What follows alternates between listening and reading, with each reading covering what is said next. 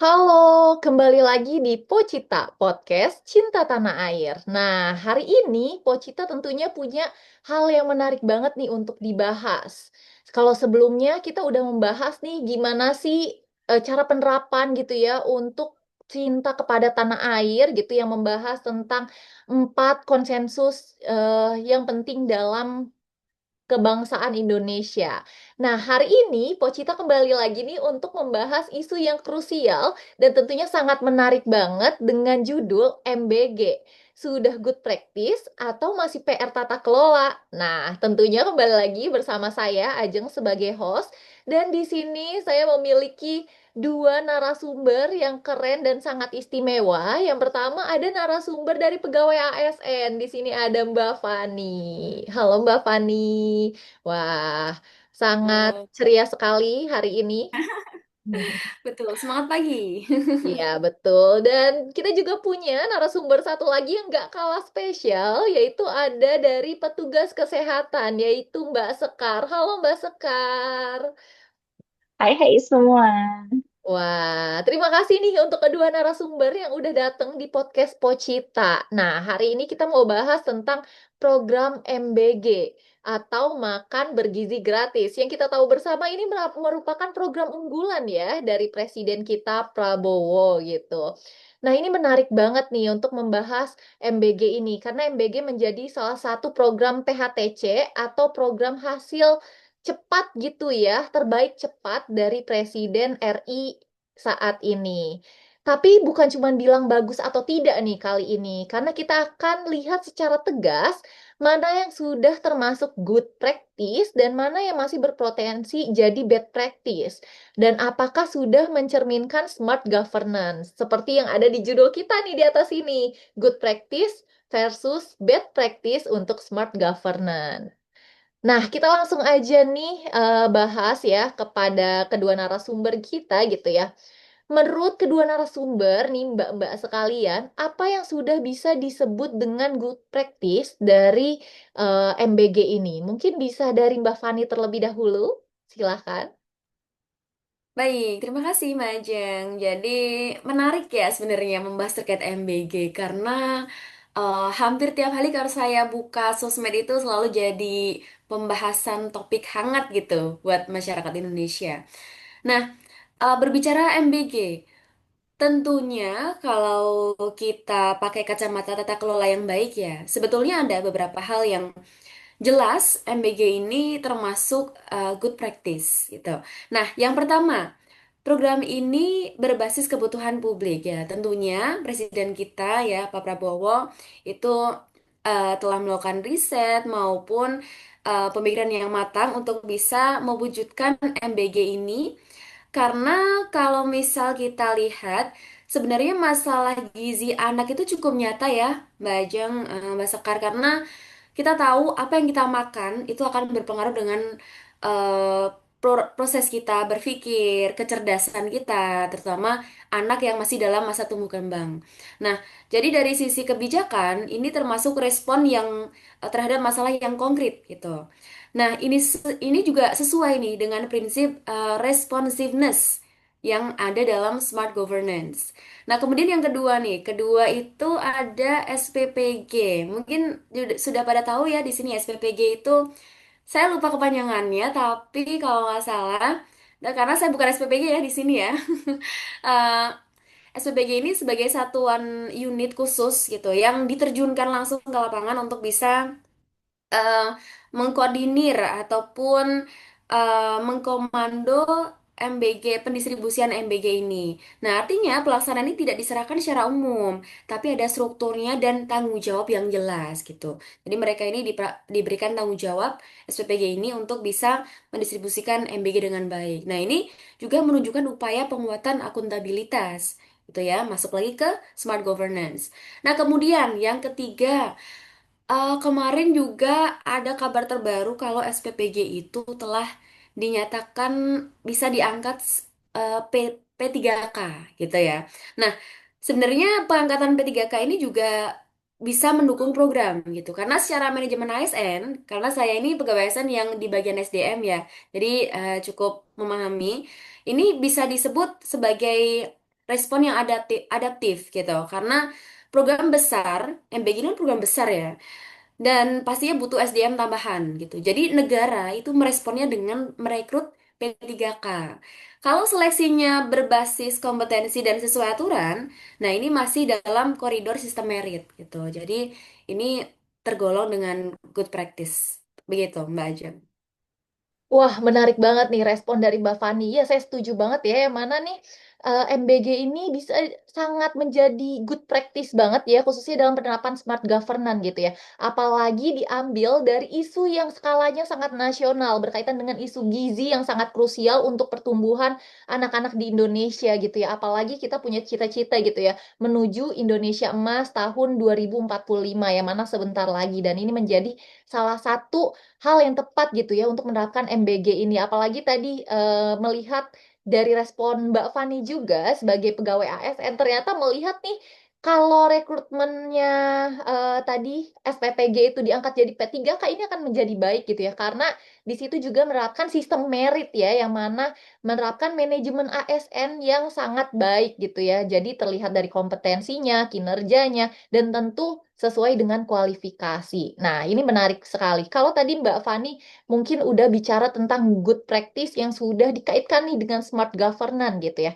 Eh, kita juga harus melihat sisi yang lain dong ya. Mungkin kita bukan bilang bad practice, tapi mungkin bisa kita bilang adalah sesuatu yang harus ditingkatkan nih, yang menjadi PR untuk kita bersama gitu ya. Karena kita melihat program ini sangat potensial dan sangat sesuai dengan kebutuhan masyarakat. Dan di sini juga ada dari petugas kesehatan yang mungkin sudah berkecimpung banyak gitu ya dengan pemenuhan gizi anak-anak gitu. Apalagi ini program makan bergizi gratis gitu. Mungkin bisa nih mau tahu dari perspektif Mbak Sekar gitu ya, selaku petugas kesehatan untuk peningkatan dari praktis yang udah ada ini. Tadi kan Mbak Fani udah melihat dari good practice-nya, mungkin Mbak Sekar bisa melihat dari sisi eh, praktis-praktis apa yang harus ditingkatkan seperti itu. Silahkan, Mbak Sekar. Oke, terima kasih untuk waktunya, Mbak Aja. Tadi sedikit banyak saya setuju ya, dibanding kita bilang bad practice, mungkin kita lebih ke merincikan poin-poin apa yang bisa kita lakukan untuk mengoptimalkan program yang sebenarnya baik gitu ya. Oke, nah kalau misalkan tadi kan ngomongin ini ya, salah satunya saya bahas juga ya tentang isu pengangkatan P3K untuk SPPG ya. Di sini Satuan Pelayanan Pemenuhan Gizi yang cepat gitu. Nah, sebenarnya ini tadi kayak kata Mbak Fani bilang ya, ini tadi kan dilakukan sesuai dengan kebutuhan ya. Jadi agar bisa optimal program ini. Tapi memang dalam prosesnya nanti ya memang perlu kehati-hatian ya agar di sini masyarakat juga bisa apa ya percaya begitu ya bahwa oh iya ini memang dilakukan untuk kesejahteraan mereka karena kan mungkin kemarin kita juga sempat dengar ya isu terkait pengangkatan guru yang mungkin ada tantangan-tantangan yang cukup besar gitu di lapangan seperti itu jadi harapannya proses rekrutmen nanti bisa lebih transparan sehingga tadi ya memenuhi prinsip keadilan dalam manajemen ASN yang pertama nih. Nah, mungkin poin rekomendasi yang kedua di sini berkaitan dengan distribusi dan pemerataan ya. Karena kan Indonesia ini sangat luas, tersebar di berbagai pulau, provinsi, ada banyak gitu ya. Harapannya ini juga nanti para pihak-pihak pemangku kepentingan ini bisa mengupayakan gitu agar pelaksanaannya lebih merata antar daerah. Jadi balik lagi agar prinsip keadilan sosial ini yang memang ingin diupayakan itu bisa tercapai. Nah, kemudian yang lain juga, mungkin karena di sini saya dari bidang kesehatan gitu ya, ini berkaitan dengan pengawasan kualitas makanan nih yang direkomendasikan oleh beberapa pihak gitu ya. Jadi harapannya kalau misalkan ini kan dapur MBG-nya banyak gitu ya, harapannya antar dapur MBG ini tuh pengawasannya bisa konsisten, bisa sama, jadi makanan-makanan yang diberikan ke anak-anak ini adalah makanan-makanan yang sehat dan juga memenuhi standar gizi gitu ya. Nah, ketika ini bisa dilakukan, maka kita akan bisa nih mencapai akuntabilitas dalam program MBG ini. Gitu sih kalau dari saya Mbak Ajeng. Wah, ini menarik banget nih. Tadi Mbak Fani kan juga udah bicara tentang smart governance ya. Kayaknya tadi kalau dari pembahasan Mbak Sekar, smart governance itu nggak cukup ya dalam penerapan ini. Mungkin bisa dijelaskan Mbak, untuk percepatan kebijakan ini biar lebih optimal, itu apa sih yang harus dimaksimalkan juga gitu ya, dibandingkan dari tadi smart governance yang harus ditingkatkan gitu. Poin apa lagi gitu sekiranya? Mungkin bisa dijelaskan? Oke, jadi kan kalau misalkan tadi ngomongin smart governance ya, kan kalau kita bilang ini program cepat nih, memang sangat diprioritaskan gitu ya. Nah, tapi dalam smart governance sendiri cepat saja tidak cukup. Jadi ada beberapa poin lain nih, termasuk tadi ya transparansi nih berkaitan dengan rekrutmen dan lain sebagainya. Kemudian keterbukaan terkait kriteria tadi ya, kriteria untuk dapur MBG-nya, untuk SPPG-nya seperti itu, dan juga jelas standar kompetensinya.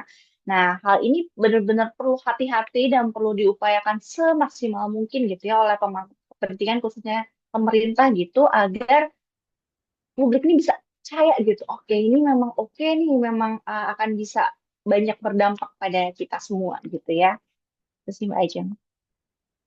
Wah, menarik sekali. Nah, seperti yang udah dijelaskan gitu ya, bahwasannya ini menjadi poin yang penting banget loh, sahabat Pocita ya. Jadi memang MBG ini adalah program gitu ya, program unggulan yang mana menjadi program hasil terbaik cepat dari Presiden Pak Prabowo gitu ya.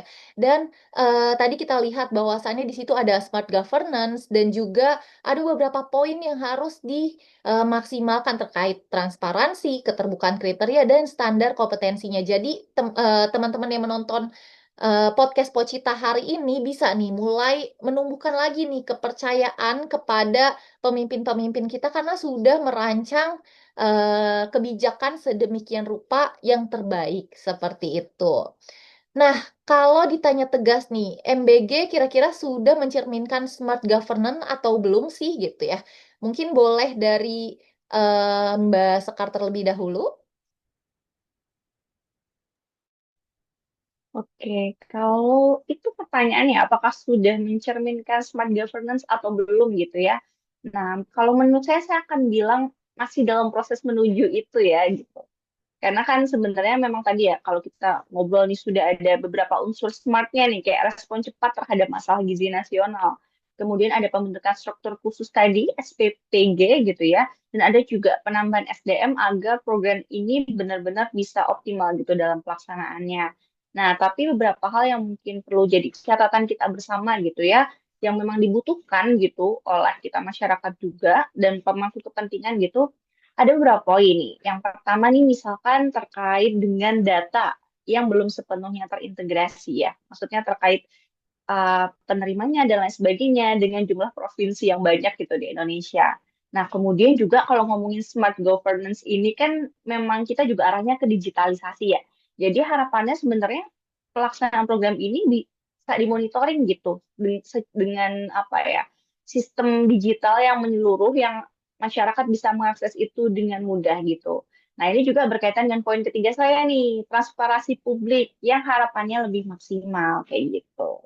Wow, terima kasih Mbak Sekar. Nah, mungkin dari Mbak Fani juga nih bisa melihat dari sesi manajemen ASN ya, gitu. Tadi seperti Mbak Fani udah menyinggung tentang sistem merit nih. Mungkin boleh dijelaskan lebih detail lagi Mbak Fani, silahkan. Oke. Ya, sebenarnya melihat dari sisi lainnya ya, apa yang perlu dipersiapkan lagi dari statement dari Mbak Skar, saya sangat setuju. Jadi saya menambahkan yang sisi manajemen ASN, sebetulnya kuncinya ada di sistem merit ya, kalau berbicara terkait manajemen ASN. Karena ya artinya P3K gitu, SPPG yang sudah direkrut jadi P3K, itu memang harus benar-benar sesuai dengan potensinya. Dan bukan karena kedekatan ataupun ya mungkin zaman dulu masih lah ada titipan. Tapi saya yakin ya sekarang mungkin udah hampir nggak ada sih yang titipan seperti itu. Nah, selain itu, setelah direkrut pun tidak boleh berhenti di situ. Harus ada evaluasi kinerja yang jelas dan berkala. Kalau prosesnya objektif, transparan, dan kinerjanya terus dipantau, nah maka itu bisa tuh disebut sebagai good practice. Nah, karena di situ terlihat nih profesionalismenya dan akuntabilitasnya ya dilihat dari sistem merit yang jelas itu. Seperti itu sih Mbak Ajeng. Wah, ini sebenarnya pembahasan kita sangat menarik sekali ya, tapi berhubung waktu yang sangat terbatas gitu ya. Jadi terima kasih banget nih buat Mbak Fani dan Mbak Sekar. Mungkin saya memberikan sedikit kesimpulan ya untuk di akhir ya. Jadi sebenarnya MBG ini punya potensi besar ya yang menjadi good practice nasional seperti yang udah dijabarkan oleh Mbak Fani. Namun keberhasilannya ini juga tergantung pada mungkin yang pertama sistem yang harus transparan, lalu yang kedua rekrutmen yang berbasis merit, terus yang ketiga pengawasan yang konsisten, dan juga yang keempat pemerataan yang adil. Karena sebenarnya tata kelola yang baik itu bukan hanya soal niat ya, betul ya Mbak Fani dan Mbak Sekar, tapi soal sistem dan integrasi pelaksanaannya biar makin good practice dengan menerapkan smart governance. Jadi terima kasih nih untuk teman-teman Pocita yang sudah menyimak diskusi kita kali ini. Terima kasih juga kepada Mbak Fani dan Mbak Sekar yang sudah mau berdiskusi. Kita tutup Pocitanya sampai bertemu dan jangan lupa diikutin podcast-podcast Pocita, podcast Cinta Tanah Air edisi berikutnya. Terima kasih. Terima kasih. Bye-bye. Sampai Terima jumpa. kasih semua.